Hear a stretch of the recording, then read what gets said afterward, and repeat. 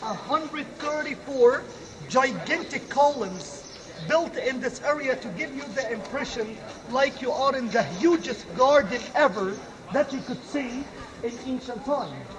I just want all of you to imagine with me that this whole columns were covered with a massive ceiling, massive roof, made out of big blocks of sandstone.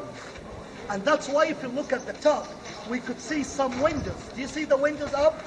To allow the light to go inside, because all of that was covered.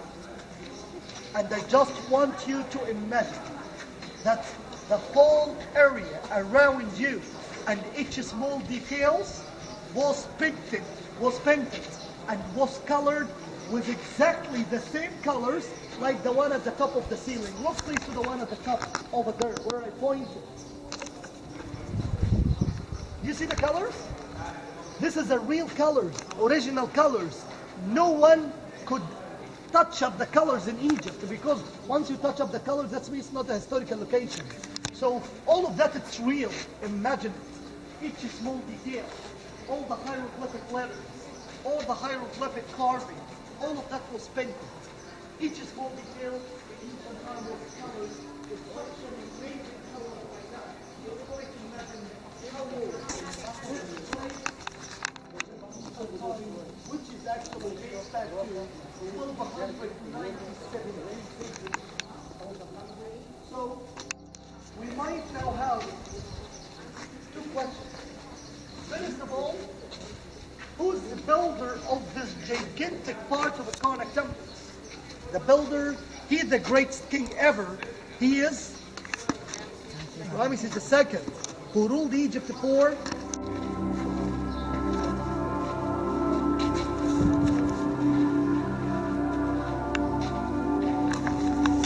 short walk through the columns at Karnak Temple. They say there are 134 of these columns. It's amazing. I don't want to leave.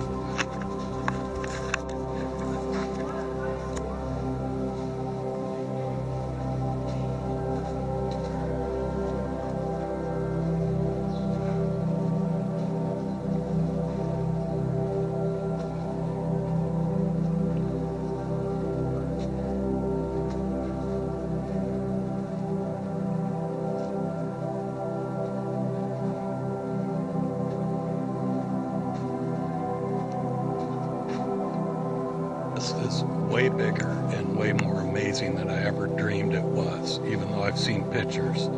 Being here, it's enormous.